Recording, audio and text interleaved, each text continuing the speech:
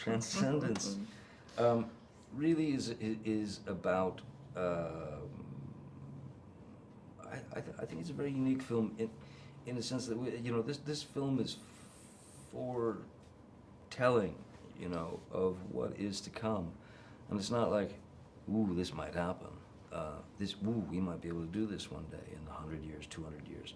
No, this is technology that it will be in use, and is in use to some degree today, but will be in full use in 30 to 40 years. I mean, this is our future, and it's nothing we're not going to be able to get away from it. How would you can you describe Transcendence, or define it as it relates to this film, as it's described in the film? Well, Transcendence in the sense of the film, is the idea of eternal life, isn't it? Almost. It's right in that area. The ability to upload a human being's consciousness with emotion, with, a sentient being. And once that's there, it's there forever. Until what? You erase it? Does that become a crime at that point? Or you unplug it? Does that become a crime at that point? I mean, there's so many possibilities, there's so many things. But that's the great thing about this film. This film is not just a sci-fi kind of thing. This is real, very real. And that I think will resonate with the audience, I think it should resonate with the masses, because we should know what's coming.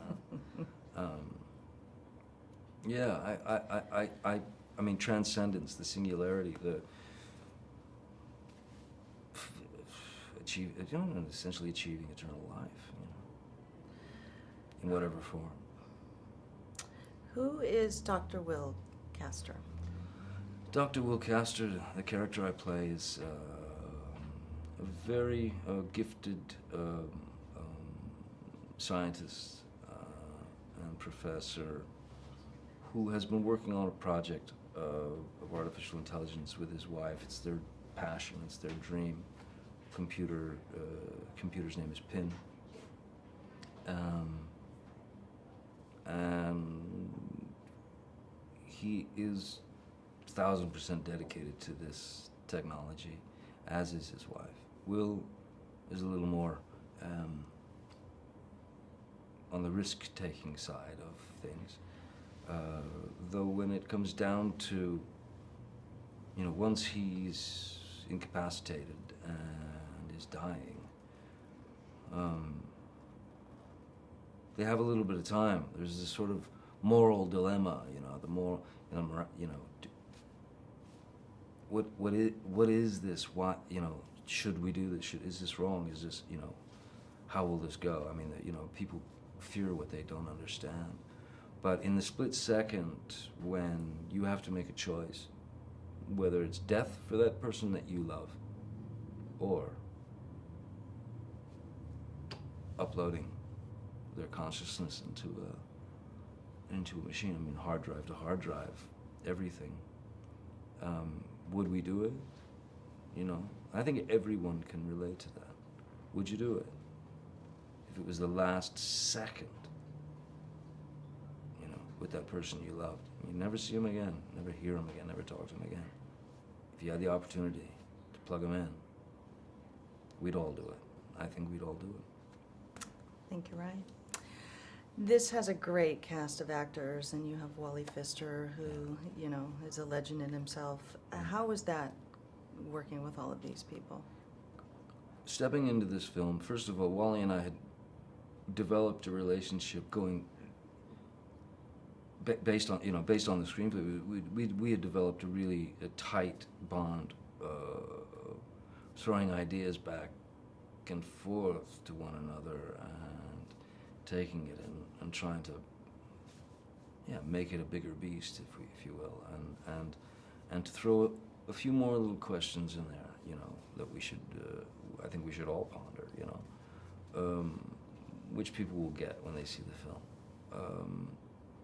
But Wally was 1,000% passionate and committed to not just making this a sci-fi film and with some great visual, tricks and whatnot. I think Wally's taking a film that that deals with technology and the possibilities thereof, what we've got available and what's coming, but done it on a very human level. I mean, he was brilliant, allowing for the breaths and the moments for the characters, which is humanity, which, that breath, that thought process, things don't just come like that in movies or in life. In movies they do. Mm-hmm. But he allowed for that humanity, that breath to set up once Will is in the computer. Wally came on set and knew exactly what he wanted to do, exactly the shots he needed. He was top notch. I mean, just above and beyond. Paul Bettany, who's a brother and one of my best friends in the world, I wanted to introduce him to Wally for this film so badly because of his brilliance, because of his ability as an actor certainly, but he's brilliant, Paul, and Rebecca was a gift because she came in and she blew us all away. She was infinitely more smart than any of us. But that collaboration, turned into something quite magic. And then you bring Morgan in, and it just grounds the whole show, So, yeah, Morgan and his presence, being in a way, the sort of eyes and ears or skeptic. Rebecca being the heart and soul of the film, Paul teetering, and then Will in there thinking that he's doing, what he should be doing. That's great. Thank you so much. Thanks.